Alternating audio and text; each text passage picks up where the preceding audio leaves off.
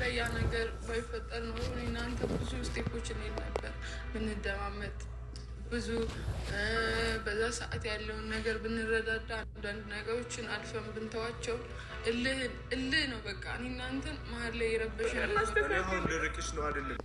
ወይኔ ሄሉ ድጋሜ ስታለቅስ ግን ማየት አንፈልግም። እውነት ለመናገር ነገሮችን አስተካክለው ታዲያ እንደዚህ የሚሆኑ ከሆነ እኮ መጀመሪያ እንደዚህ ብዙ ነገሮችን እንትን ከማለት ያኔ መነጋገር መቻል አለባቸው። እንደገና ሌላ ውስጥ ገብተው ሲያበቁ ድጋሚ እንኳን ለነሱ ለኛ ራሱ እውነት በአንድ ላይ የሚቀጥሉ መስሎነ በጣም ደስተኛ ነበር።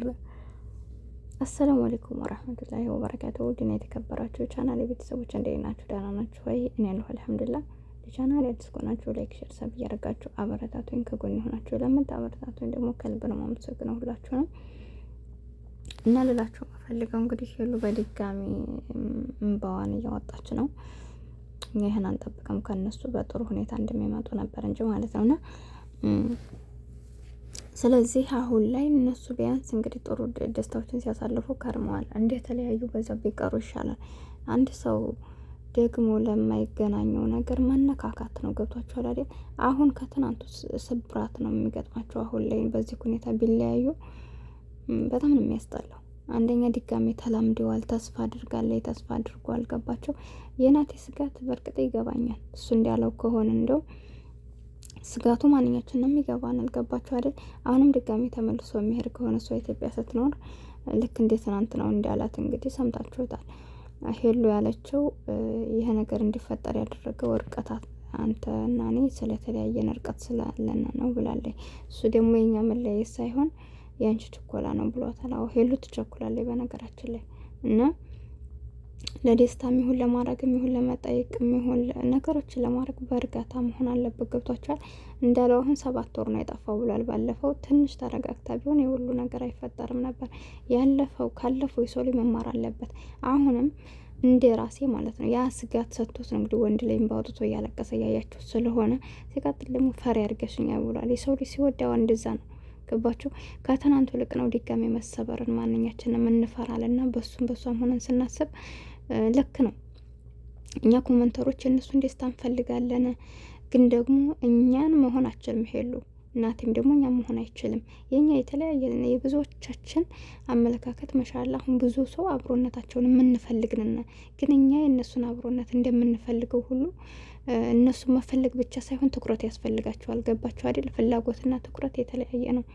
ስለዚህ ትኩረት ካልሰጡበት ደግሞ አሁን ሄሉ መማር ያለባት ከትናንት ነው። ትናንትና ቸኩላ እንደዛ እንግዲህ እንዳለችው አንዴ 2 ሰው ሞክረዋል፣ ግን ደግሞ እንዲያንተ ምንም አልተሳካልኝም ጀምሬ ነበር ብላለች። ስለዚህ ነገም እንደዚህ አይነት ነገር እንኳን ቢፈጠር አያርገውና እሷ ተስፋ መቁረጥ የለባትም ቶሎ ብላ በቃ መታገስ አለበት። የሰው ልጅ 3 አመት 4 አመት አታዩም? እንዲያሁንኛ ለስንት አመት ኢትዮጵያ ሆነ አግብተው መጥተው ብዙ ወንዶች አንዳንዶቹ ናቸው እንጂ ወዲያውኑ ሌላ ውስጥ የሚገቡት ብዙ ወንዶች አሁን 3 አመት 4 አመት ጠብቀው ወይ ደግሞ ለ2 አመት እጅ ብሏት የተባባሉትን ስታሳልፍ ነው ሌላ ችግር የሚፈጠረው እንጂ ይጠብቃሉ። ገባቸው?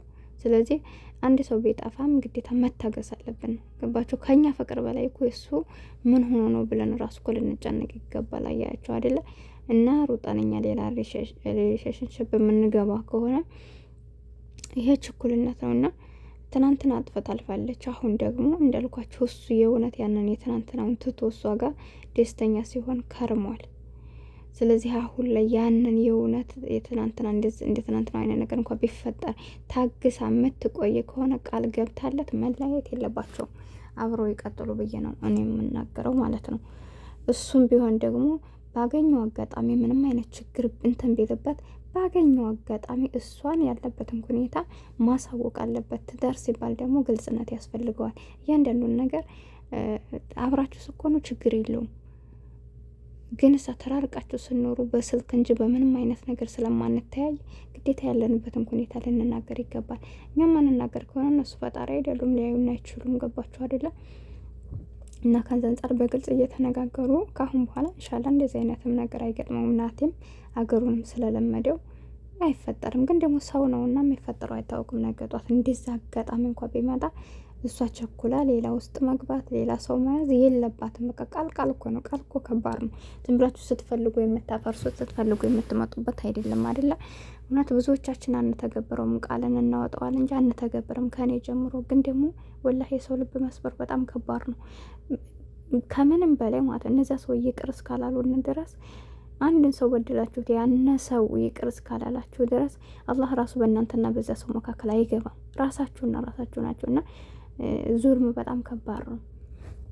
ስለዚህ ቃል ደግሞ በጣም ክቡር ነውና ያንን ነገር ተሳስበው ቢኖሩ ብዬ ነው የማስበው። ናቲ ያሳስበው ነገር ነገ የሆነ ነገር ቢፈጠር ይህን ደግሞ ደግሜ መሰበር አልፈልግም።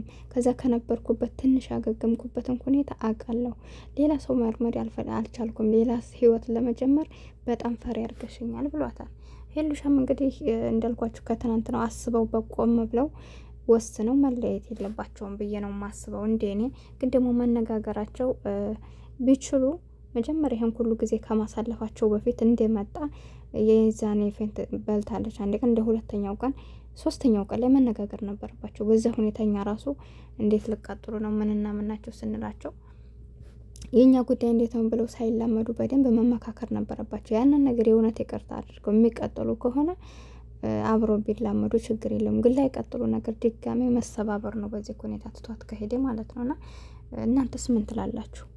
እውነት በድጋሚ ተሰብራ ማየት በጣም ይከብዳል። የምር ነው የምላችሁ።